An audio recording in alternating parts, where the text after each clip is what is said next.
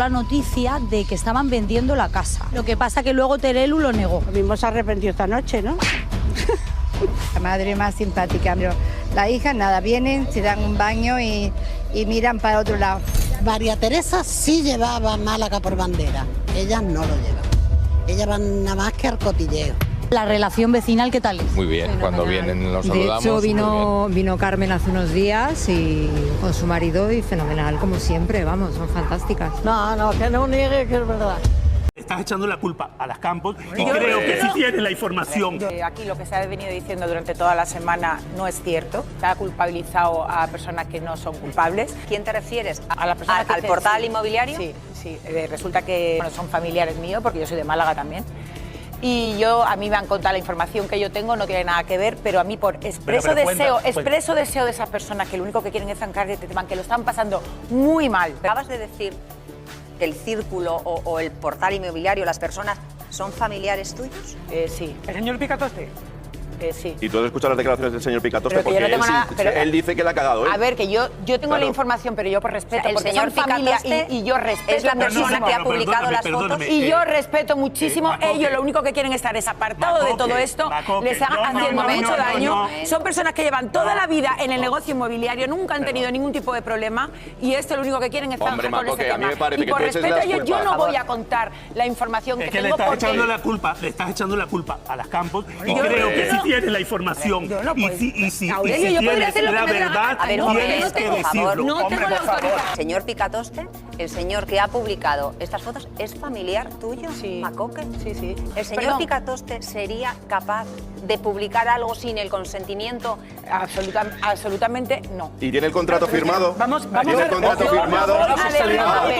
Yo no voy a decir más. Ha habido un malentendido, las cosas se han tergiversado y se está formando una montaña. Si hay una persona que es la responsable de un portal inmobiliario con mucha solvencia y me dices que no ha publicado algo sin el consentimiento de las dueñas de la casa, entonces, ¿qué está pasando? Me están diciendo, Macoque, que lo que estás contando es totalmente falso y lo que estás haciendo es un flaco favor a esta persona. Vale, pues que dirán lo que quieran. Yo le he dicho que yo no voy a decir nada porque no tengo... pero que vamos, que me da exactamente igual, que si dice que le estoy haciendo un flaco favor, el flaco favor a lo mejor se lo está haciendo. Nos estás acusando al programa de manipular un anuncio. ¿Puedes confirmar que la casa no está en venta? Yo no voy a confirmar absolutamente nada. Está en la casa de mi madre, está. En Málaga. Son imágenes que están colgadas en un portal de venta de casas. Es la cama donde yo duermo, la cantidad. Entendemos que esta casa está en venta, ahora nos lo comentas. Muy atentos a este anuncio porque no se trata de una casa normal.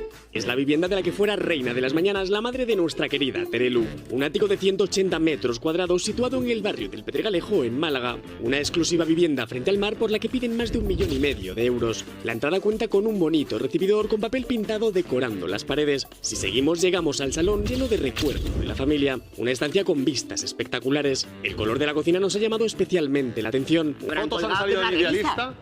Y van con la marca de agua de Idealista. No, mira.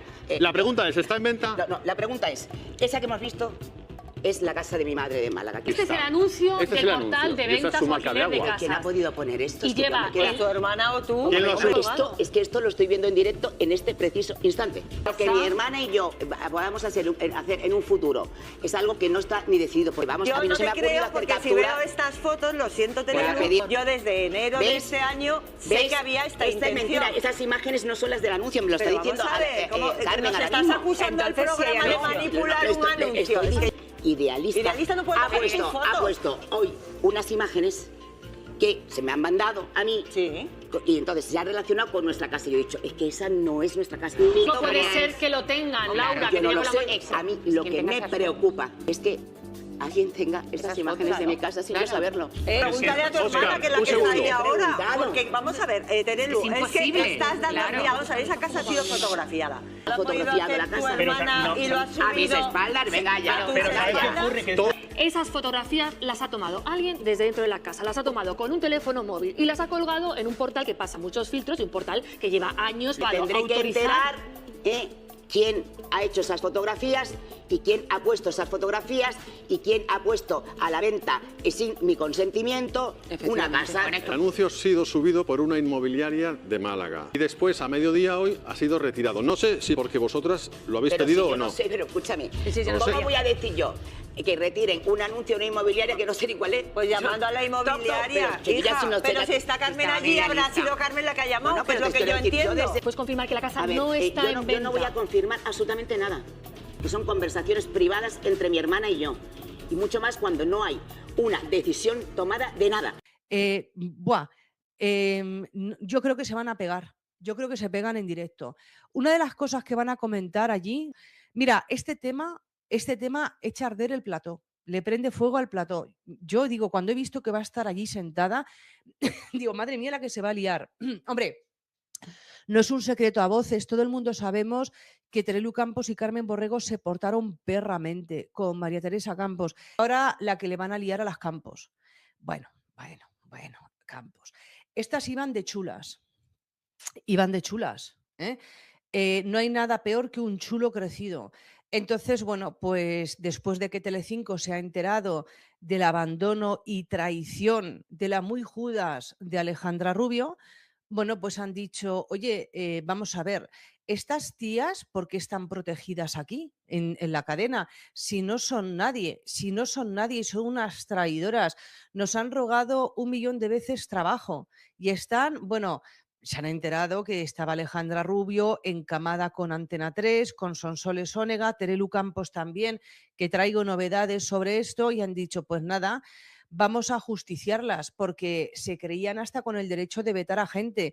Edmundo Arrocet se tenía que haber sentado hace aproximadamente un mes largo, en De Viernes, y no pudo ser porque estaba vetado en la cadena por orden y mando del lío este campestre, de la mafia campestre. Bueno, entonces, y la putada es gorda, o sea, quiere decirse que le han hecho Telecinco, le ha hecho a las Campos la de Perico el Guarro, pero multiplicada por 7 porque estamos en Semana Santa, ella se acuerda mucho de su madre, María Teresa Campos, porque era devota a las procesiones de Málaga, porque si bien no nació allí, sí se crió allí. Entonces, pero es que, vamos, una bofetada en toda la cara. Y toda esta venganza de Don Mendo, ¿a qué viene toda esta venganza de Don Mendo? Bueno, pues le están ajustando las cuentas a las Campos por la que ha liado Alejandra Rubio. Alejandra Rubio se las va a llevar a todas por delante, porque la señora echa a reñir a toda la familia, mete a la familia en unos follones de mucho cuidado, miente hasta cuando duerme. En sueños ella continúa mintiendo y además es mentirosa, traidora. Entonces, bueno, pues Telecinco le ha echado la cruz. Y han dicho, vamos a ir a por esta tía. Pues no se puso aquí a llorar en un ataque de dignidad porque decía Alejandra Rubio que no se sentía bien tratada por sus compañeros. Mentira, esto era la excusa. Alejandra Rubio ya había decidido hace mucho tiempo largarse de Telecinco. De hecho, estaba esperando dar la exclusiva en De Viernes, que ya estaba firmada mucho tiempo antes de darla, para largarse. Para ella, la entrevista en De Viernes fue su despedida. O sea, tú fíjate cómo tienen que estar las cabezas para que Alejandra Rubio y Terelu Campos realmente se creyeran de que tenían alguna posibilidad de que les diesen el premio Planeta.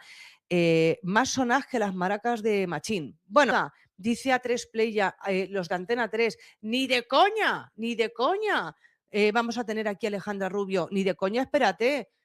No se vaya Sonsoles Onega Telecinco, yo ya me espero cualquier cosa, pero que esta no se queda sin trabajo, la Alejandra Rubio, 100%, porque si no, no se marcha de allí. Bueno. El abuso, que ni siquiera con la noticia de un embarazo la gente sea capaz de alegrarse. Y es que nuestra compañera no se lo contara a su tía y a su primo ha llamado mucho la atención. Sí, enhorabuena.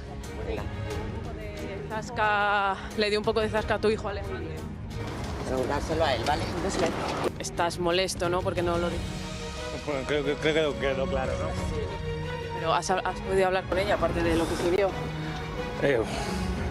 Una situación que ha podido con Alejandra, que ayer terminaba llorando en el tiempo justo. Pues ya de lo que queremos hacernos dolidos y ponerme a mí un problema público encima, una vez más, pasando un embarazo, lo que tenían que haber hecho es llamarme y decirme, oye, ¿qué ha pasado? ¿Cuáles han sido tus motivos para que actúes así? Siempre se salen con la suya y al final siempre soy yo la mala. Estará hoy más feliz ya que a pesar de las lágrimas tiene mucho que celebrar. Felicidades ante todo. Gracias. Sí. Muchas gracias. Claro, es que ahora lo del cumpleaños feliz de Parchís como que no nos pega nada. No. Porque, no, es que yo no había visto lo que ocurrió ayer. Pues... ¿Cómo estás? No muy bien. Ganas de hablar porque va a ser el último día que hable, porque me voy a retirar un tiempo. Creo que es la mejor decisión que puedo tomar ahora mismo.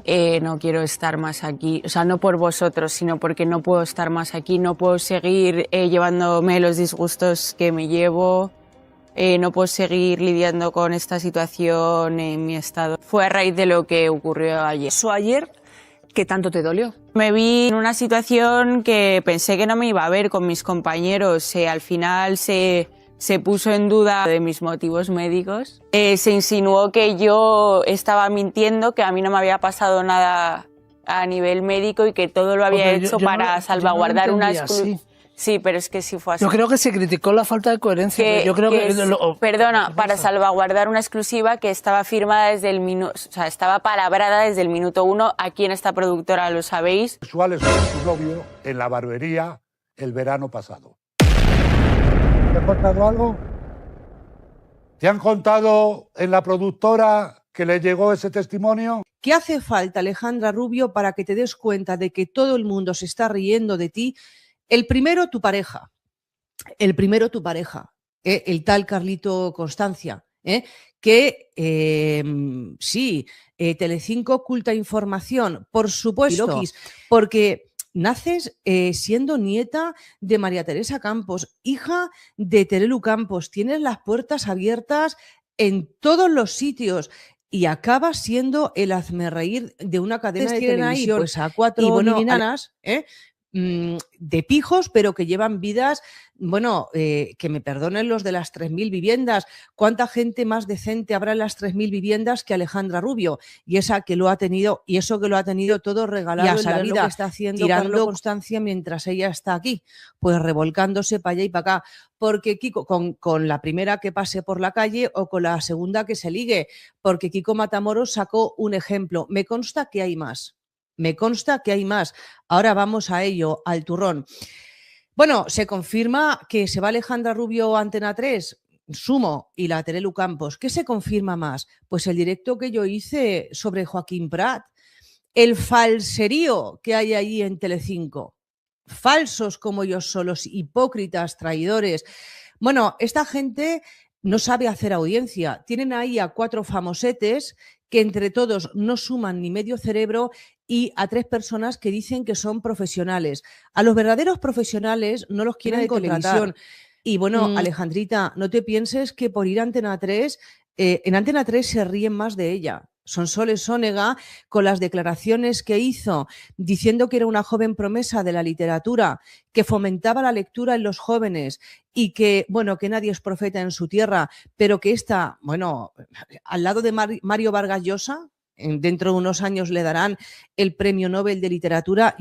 Mamá le ha pedido a Sonsoles Sónega, una vez más, mamá, arrastrándose para salvar a la niña, que te contraten en el programa de Sonsoles. Pero anúnciamelo, esto es bombazo. Lo importante es más allá, porque ahora ya esto es una cosa de hombre a hombre, da igual la edad. A partir de una edad, a partir de los 18, 20, 21, uno ya se le considera un hombre, hecho y derecho. Cuando alguien ha pasado también por la justicia, ha sido condenado, ha pasado por las cárceles, ya tiene una experiencia, ha sido padre, pues ya se puede considerar que uno tiene una experiencia y ya podemos catalogarlo como que ya es una persona adulta, hecha y derecha, con sus errores, sus aciertos. Pero, ¿qué vas a hacer ahora, Carlos Constancia?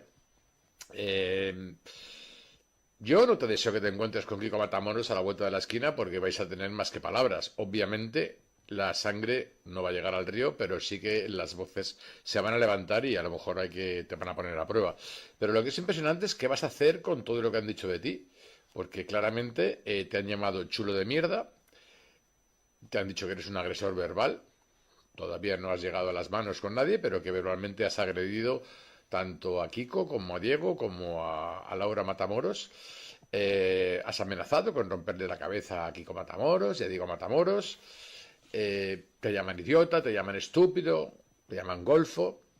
De lo que ocurrió con Laura Matamoros, que nos cuentes la verdad, que nos digas si fue una casualidad, si es verdad que diste 2 vueltas a la manzana, si es verdad que la entraste por detrás en el coche, aparcaste detrás, si es que fuiste a por ella a leerle la cartilla, y que por lo menos reconozcas si tu tono era un tono subido o no.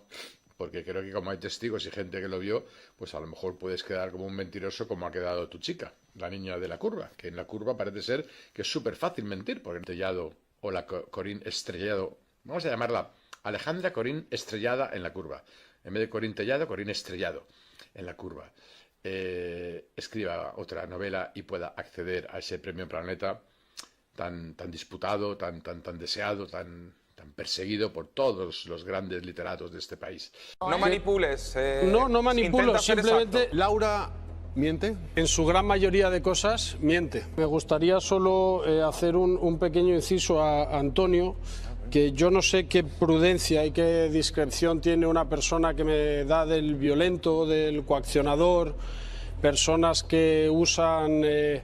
Porque no contó lo que pasó. Un teléfono No contó tan todo lo que importante como es el teléfono de la violencia a las mujeres. Yo hablé de Laura, eso fue Diego, No manipules. No manipulo, intenta ser simplemente exacto. son personas que me acusan de cosas Son falsas. personas, yo solo alabé a tu prima, no he Que me hablado nada acusan de Diego. de la violencia contra la mujer. Creo que esto desestima Carlos, y pero eso mucho fue los tu primo recursos Diego, reales que se tienen que utilizar ante violencia real y no violencia falsa. Tu prima fue prudente, discreta, y lo vuelvo a repetir, y me volvería a levantar si volviera a entrar por este plato, porque no contó lo que tú le dijiste en la conversación. Y espero que el discreto tampoco seas tú, y hoy cuentes realmente lo que pasó. Y cuentes lo que ocurrió. Bueno, y cuentes Antonio, de verdad como tú si le tienes- amenazaste o no como con tú contar una tienes cosa solo que una había pasado versión- entre su padre y su hermana mayor.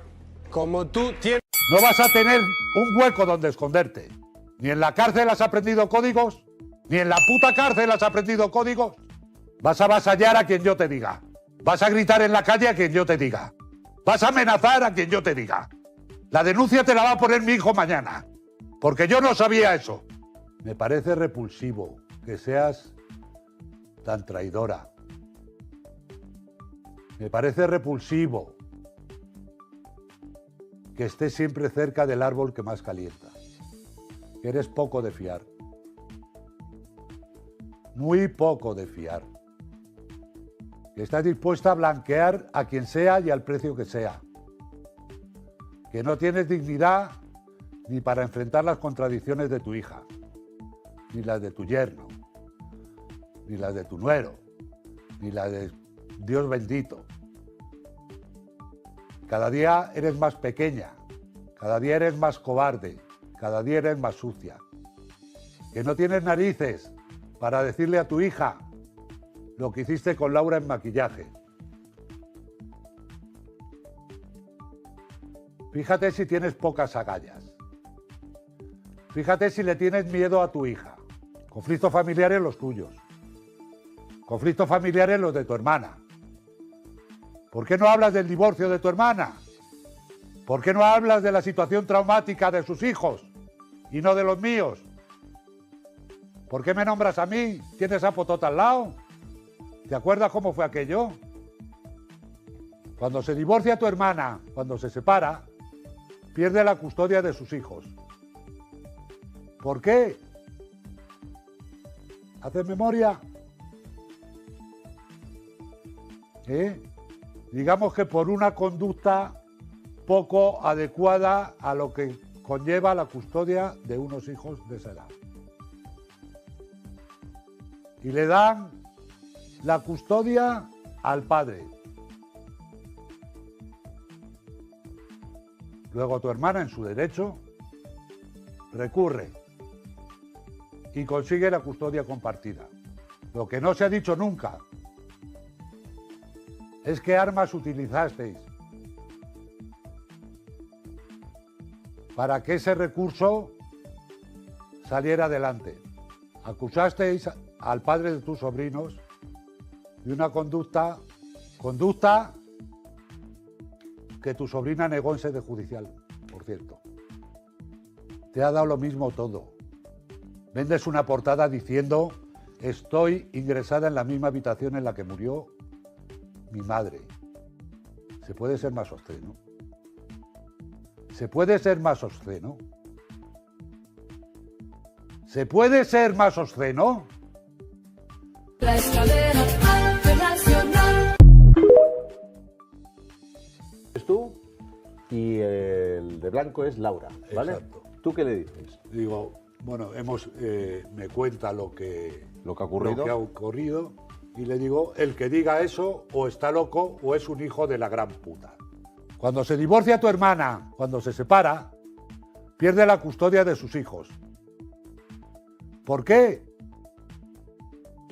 ¿Haces memoria? Digamos que por una conducta poco adecuada a lo que conlleva la custodia de unos hijos de esa edad. ¿En qué pata os apoyasteis? ¿En qué influencias? Tu madre tenía muchas. Era íntima amiga del ministro del Interior, Jaime Mayor Oreja. Comían casi todos los jueves juntos. Hay cosas que se cuecen a fuego lento durante meses, acumulando tensión, acumulando rabia, acumulando todo lo que no se ha dicho en público, todo lo que se ha tragado con una sonrisa delante de las cámaras. Y luego, un día, explotan, sin aviso, sin filtro, sin que nadie pueda parar lo que viene. Y eso es exactamente lo que pasó en el programa de los dos Kikos en YouTube, ese espacio que se ha convertido en la válvula de escape de todo lo que la televisión convencional ya no se atreve a decir, donde Kiko Matamoros, fuera de sí, completamente fuera de sí, soltó todo lo que llevaba guardado sobre Carlo Costancia, sobre Terelu Campos y sobre unas acusaciones que apuntan directamente al divorcio de Carmen Borrego y a una historia que llevaba años sepultada bajo capas de silencio cómodo y de conveniencia mediática. ¿Tienes idea de lo que se reveló ahí dentro? ¿Sabes lo que dijo Kiko Matamoros mirando a cámara como si Carlo Costancia estuviera sentado delante de él? ¿Sabes lo que destapó sobre Terelu Campos y una historia que llevaba años enterrada y que ahora vuelve a la superficie con una fuerza brutal? ¿Y sabes lo que implica todo eso para una familia que lleva meses intentando controlar el relato desde los platos de televisión, mientras la realidad que se esconde detrás del decorado era completamente diferente a lo que querían que creyeras? Porque lo que ocurrió en ese programa no es un simple cruce de palabras entre famosos, es una guerra declarada. Es una explosión de proporciones enormes que puede cambiarlo todo, y tú estás a punto de enterarte de cada detalle, sin que se omita nada, sin que se suavice nada, tal y como ocurrió. Para entender la magnitud de todo esto, hay que empezar desde el principio, porque los conflictos que explotan en público siempre tienen una historia detrás que el espectador no conoce del todo. Y en este caso esa historia tiene varias capas que hay que desgranar una por una para que lo que vino después tenga todo el sentido que tiene. Kiko Matamoros y Carlo Costancia no partían de cero en su enfrentamiento. Entre ellos había ya una tensión acumulada, una relación que nunca fue fluida, que nunca tuvo ese barniz de cordialidad que a veces se mantiene entre las personas que orbitan alrededor de los mismos círculos mediáticos, aunque no se tengan ningún aprecio. Y esa tensión llevaba tiempo buscando una salida. La chispa que encendió todo fue una acusación que llegó a través de mensajes privados que ahora han salido a la luz. Una acusación de una gravedad extraordinaria. Carlo Costancia le habría dicho a Laura Matamoros, la hija de Kiko, que su padre había maltratado físicamente a una de sus hijas. Eso es lo que circuló entre ellos. Eso es lo que llegó a oídos de Laura. Y eso es lo que desencadenó una reacción en cadena que terminó con Kiko Matamoros delante de una cámara de YouTube diciéndole a Carlo Costancia exactamente lo que pensaba de él sin importarle las consecuencias, ni los matices, ni los tiempos. Ahora hay que ser preciso aquí, porque la precisión importa. Lo que Kiko mostró en el programa no fue esa acusación, sino los mensajes que la desmontaban completamente. Sacó a la luz una conversación que había tenido con su hija Laura, donde ambos hablaban de lo que Carlo habría dicho, donde Kiko expresaba su consternación con unas palabras que no dejaban lugar a la interpretación, donde decía que quien afirmara algo así o estaba completamente perturbado o era de lo más despreciable que podía encontrarse. Y Laura, en esa conversación, le respondía que ella tampoco se lo creía ni un instante, que en toda su vida nunca había tenido ninguna evidencia de nada parecido y que además su propia madre se lo había confirmado. Y aquí viene el detalle que convierte esto en algo verdaderamente significativo. La madre de Laura Matamoros es Marian Flores. Y Marian Flores y Kiko Matamoros tienen una relación que no se puede describir precisamente como armoniosa. Tienen una historia detrás cargada de tensiones, de desencuentros, de todo lo que queda después de una separación que no fue sencilla. Y Marian Flores no tiene ningún motivo para hacer favores a Kiko Matamoros, no tiene ninguna razón para ponerse de su lado cuando podría no hacerlo.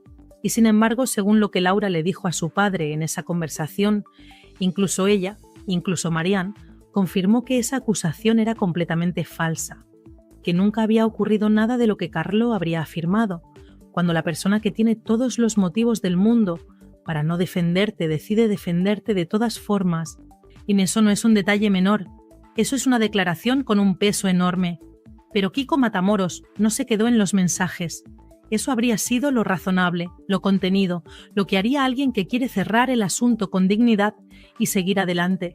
Pero Kiko no estaba en ese punto. Kiko estaba en otro punto completamente distinto, en ese umbral donde la indignación ha superado todos los filtros racionales y lo único que queda es decir la verdad tal y como uno la ve, sin preocuparse por las consecuencias. Y lo que vino después fue uno de los momentos más intensos, más crudos, más difíciles de olvidar que se han visto en ese programa desde que existe.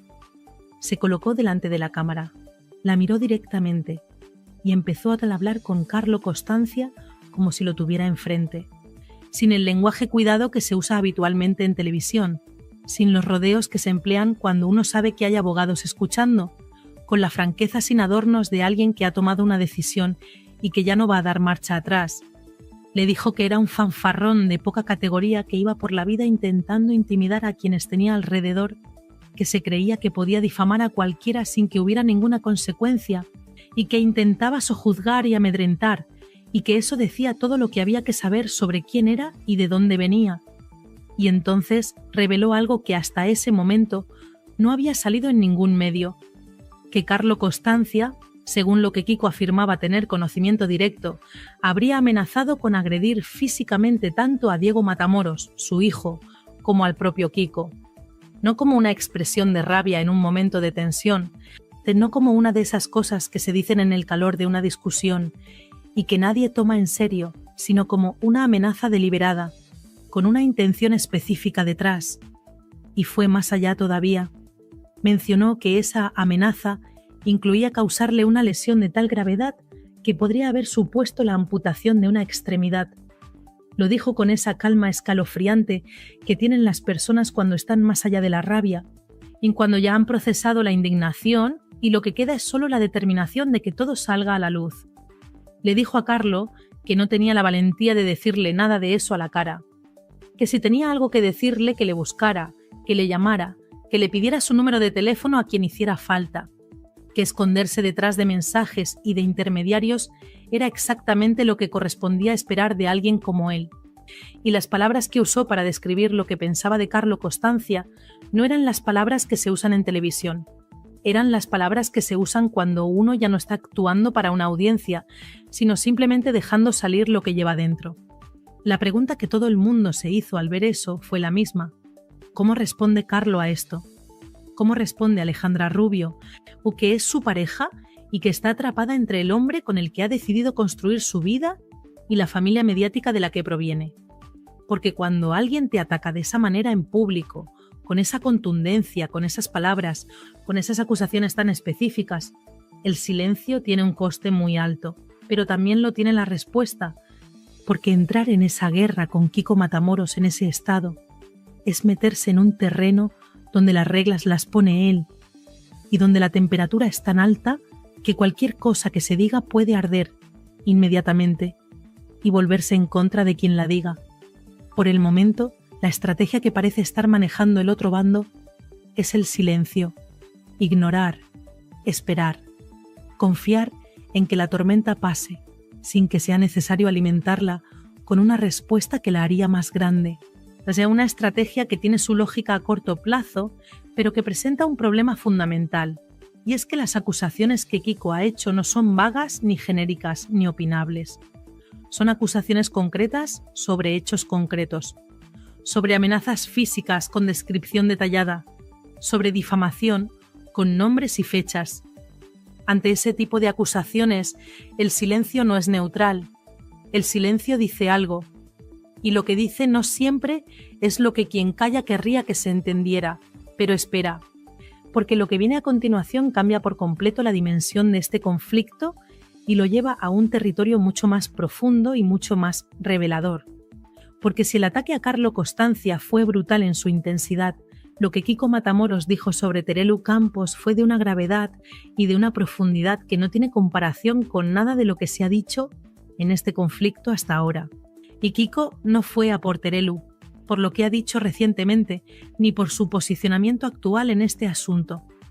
Fue a por ella por lo que hizo hace años, por decisiones que se tomaron cuando nadie estaba mirando con la atención con la que se mira ahora, por una historia que tiene que ver con un divorcio, con una custodia, con unos hijos y con unas acusaciones que se lanzaron en un proceso judicial y que según Kiko nunca se sostuvieron en la realidad. Moon empezó construyendo el perfil de Terelu antes de ir al fondo del asunto, porque Kiko es un narrador y sabe que el impacto de una revelación se multiplica cuando el terreno está bien preparado. Le llamó alquimista del dolor. Le dijo que había convertido su sufrimiento en un producto comercial, que había vendido cada momento de angustia personal al mejor postor, que había hecho de sus tragedias privadas una mercancía sin la menor vergüenza ni el menor escrúpulo. Que donde otros habrían guardado silencio por respeto a los suyos, ella había encontrado una portada de revista, un titular, un contrato, y puso un ejemplo que muchos recordaron en ese instante, porque fue algo que en su momento generó una reacción de incredulidad en mucha gente. Aquella portada donde Terelu Campos aparecía en una piscina, con el sol dando en su cara, aparentemente tranquila y relajada, con un titular que hablaba de lo mucho que estaba sufriendo por la pérdida de su madre. La imagen y las palabras eran tan contradictorias entre sí que parecía imposible que alguien hubiera tomado la decisión consciente de publicar eso. Y sin embargo ocurrió. Y Kiko lo rescató como demostración de algo que, según él, define con una precisión brutal a Terelu como persona pública. Luego fue a por el libro, ese libro que Terelu publicó sobre su vida y sobre las personas que la han rodeado. Y aquí Kiko entró en un territorio muy íntimo, muy delicado, y así lo hizo con una contundencia que dejó sin palabras a quienes lo escuchaban. Dijo que ese libro no lo escribió Terelu, sino que fue redactado por alguien de su confianza mientras ella ponía el nombre en la portada y cobraba los derechos, y que en ese libro, en esas páginas que ella no escribió pero que firmó como suyas, se hablaba de la muerte de su padre de una manera que Kiko calificó repetidamente con una sola palabra: repulsiva. Y dijo que le parecía repulsivo que alguien convirtiera la muerte de su propio padre en un instrumento narrativo vendible, que le parecía repulsivo el nivel de oportunismo que eso implicaba, que le parecía repulsivo la ausencia total de escrúpulos que se necesita para escribir sobre algo tan íntimo con el objetivo principal de que ese relato llegue a las librerías y genere ingresos.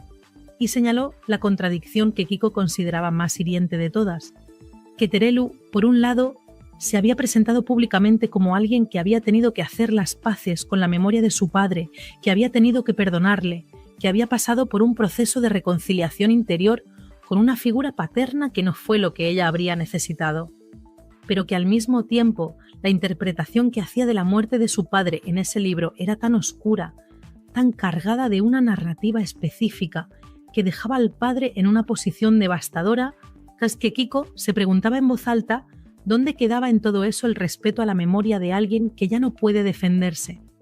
Y entonces llegó el momento que nadie que lo vio va a olvidar.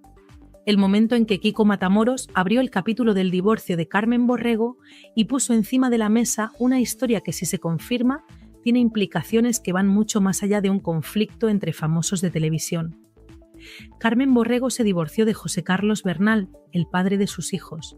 Ese divorcio fue un proceso largo y complicado, como lo son casi todos los divorcios, cuando hay hijos de por medio y cuando las circunstancias personales de cada parte entran en conflicto en el ámbito judicial. Lo que se supo en su momento fue que inicialmente la custodia de los hijos de Carmen no recayó en ella sino en el padre, porque el proceso judicial determinó que su conducta no era compatible con las responsabilidades que conlleva la custodia de menores de esa edad. Eso ocurrió, y está en el registro de lo que se sabe de ese divorcio. Lo que no se sabía, o al menos lo que no estaba en el dominio público con la claridad con que Kiko lo puso, es lo que vino después. Carmen recurrió a esa decisión y consiguió finalmente una custodia compartida. Hasta ahí los hechos conocidos. Pero Kiko fue a la pregunta que nadie había hecho con esa precisión, la pregunta de cómo se consiguió ese recurso, qué argumentos se emplearon, en qué se dijo del padre de los hijos de Carmen para que la resolución judicial que le había sido desfavorable terminara revisándose.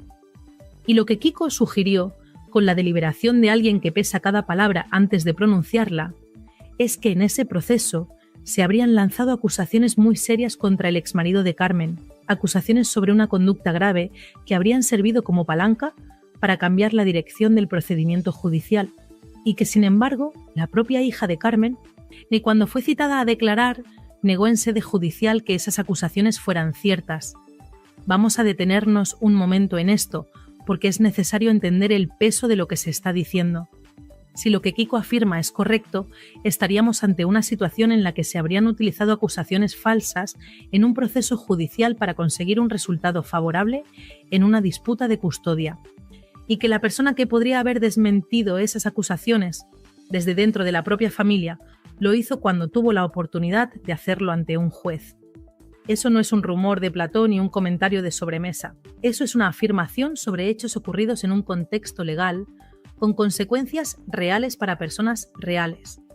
Y Terelu entra en todo esto de manera directa, según Kiko, porque él afirma que ella tenía información privilegiada sobre la familia del exmarido de Carmen a través de una amiga suya que había tenido relación personal con esa familia durante un periodo significativo de tiempo, que Terelu sabía cosas, que esas cosas formaban parte del arsenal que se utilizó cuando fue necesario, y que cuando se le preguntó públicamente sobre ese asunto, y cuando alguien le puso delante la pregunta de si conocía determinados hechos, la respuesta de Terelu fue que no sabía nada, que no tenía información, que aquello le pillaba completamente de sorpresa. Una respuesta que, según Kiko, es sencillamente mentira. No una mentira de las que se dicen por confusión o por error de memoria, una mentira calculada, consciente y deliberada. Kiko también sacó a colación algo que en otro contexto podría parecer una digresión, pero que en la narrativa que él estaba construyendo tenía un lugar muy preciso. Habló de los contactos políticos que María Teresa Campos había cultivado a lo largo de su carrera.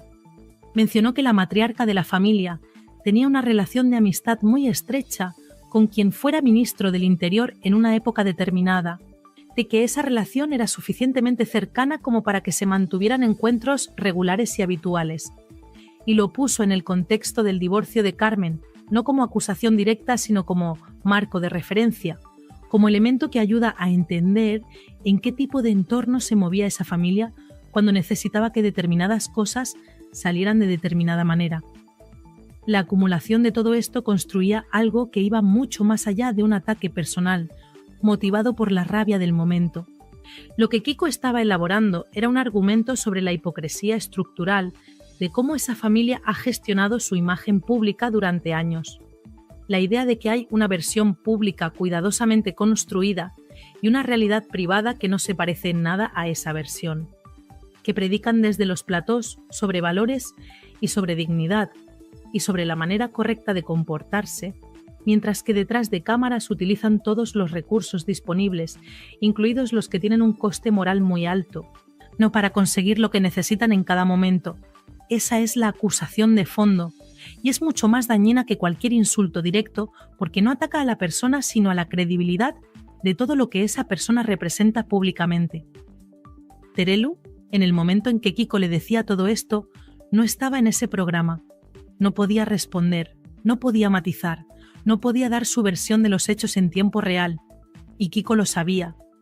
Y eso también formaba parte de su discurso, punto porque señaló que Terelu tiene acceso a plataformas mediáticas donde puede responder si quiere hacerlo, que tiene un micrófono delante regularmente, que la diferencia entre la situación de ambos es que él lleva tiempo sin televisión y que por tanto sus palabras llegan a muchas menos personas que las de ella, y que esa asimetría es en sí misma parte del problema, de porque permite que determinadas narrativas circulen sin ser cuestionadas, mientras las respuestas quedan confinadas en espacios con menor alcance.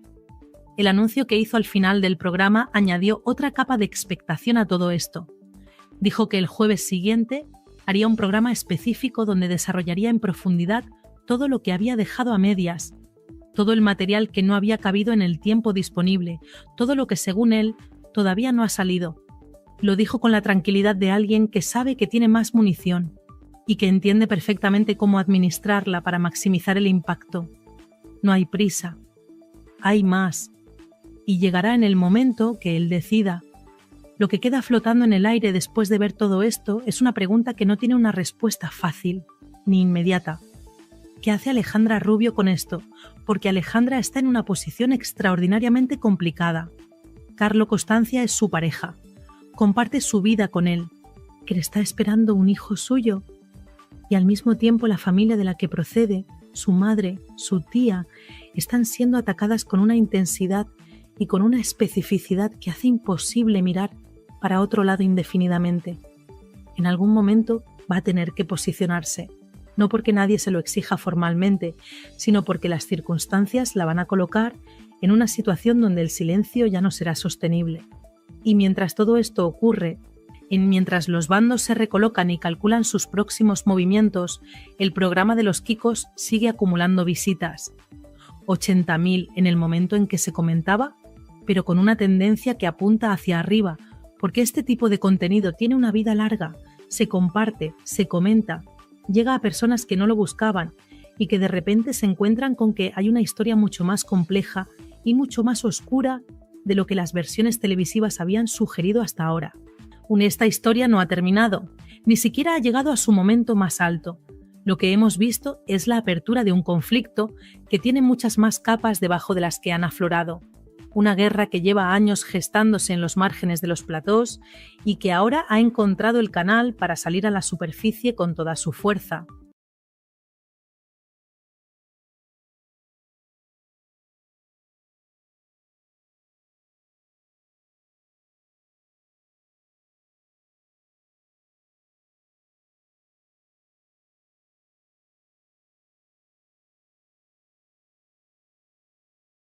Nos estás acusando al programa de manipular un anuncio. ¿Puedes confirmar que la casa no está en venta? Yo no voy a confirmar absolutamente nada. Está en la casa de mi madre, está. En Málaga.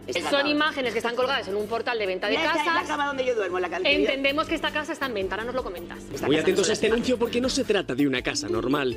Es la vivienda de la que fuera reina de las mañanas la madre de nuestra querida Terelu. Un ático de 180 metros cuadrados situado en el barrio del Pedregalejo, en Málaga. Una exclusiva vivienda frente al mar por la que piden más de 1,5 millones de euros. La entrada cuenta con un bonito recibidor con papel pintado decorando las paredes. Si seguimos llegamos al salón lleno de recuerdos de la familia. Una estancia con vistas espectaculares. El color de la cocina nos ha llamado especialmente la atención. Las fotos han salido de Idealista y van con la marca de agua de Idealista. No, mira. La pregunta es, ¿está en venta? No, la pregunta es, esa que hemos visto es la casa de mi madre de Málaga. Este es el anuncio del portal de ventas o alquiler de casas. ¿Quién ha podido poner esto? Y lleva tu hermana o tú. ¿Quién lo ha hecho? Es que esto lo estoy viendo en directo en este preciso instante. Lo que mi hermana y yo podamos hacer en un futuro es algo que no está ni decidido. Porque vamos, yo a mí no se me ha ocurrido creo hacer porque captura. si veo estas fotos, lo siento, yo desde enero de este año sé que había esta intención. Mentira, esas imágenes no son las del anuncio, me lo está diciendo Carmen. Nos estás acusando al programa de manipular un anuncio. Idealista no puede ha puesto hoy unas imágenes que se me han mandado a mí y entonces se ha relacionado con nuestra casa. Yo he dicho, es que esa no es nuestra casa. No puede ser que lo tengan, Laura. Yo no lo sé. A mí lo que me preocupa es que alguien tenga estas imágenes de mi casa sin yo saberlo. Pregúntale a tu hermana, que es la que está ahí ahora. Porque, vamos a ver, Terelu, es que estás dando... Mira, vamos a ver, esa casa ha sido fotografiada. Ha fotografiado la casa. Tu hermana y lo ha subido... A mis espaldas, venga ya. Pero ¿sabes qué ocurre? Que esas fotografías las ha tomado alguien desde dentro de la casa, las ha tomado con un teléfono móvil y las ha colgado en un portal que pasa muchos filtros y un portal que lleva años para tendré que enterar quién ha hecho esas fotografías y quién ha puesto esas fotografías y quién ha puesto a la venta sin mi consentimiento una casa. El anuncio ha sido subido por una inmobiliaria de Málaga y después a mediodía hoy ha sido retirado. No sé si porque vosotras lo habéis pedido o no. No sé, pero escúchame, No ¿cómo sé. voy a decir yo que retiren un anuncio de una inmobiliaria que no sé ni cuál es? Pues llamando a la inmobiliaria, pero si está Carmen allí, habrá sido Carmen la que ha llamado, que es lo que yo entiendo. Puedes confirmar que la casa A ver, no está en venta. yo no voy a confirmar absolutamente nada. Que son conversaciones privadas entre mi hermana y yo. Y mucho más cuando no hay una decisión tomada de nada.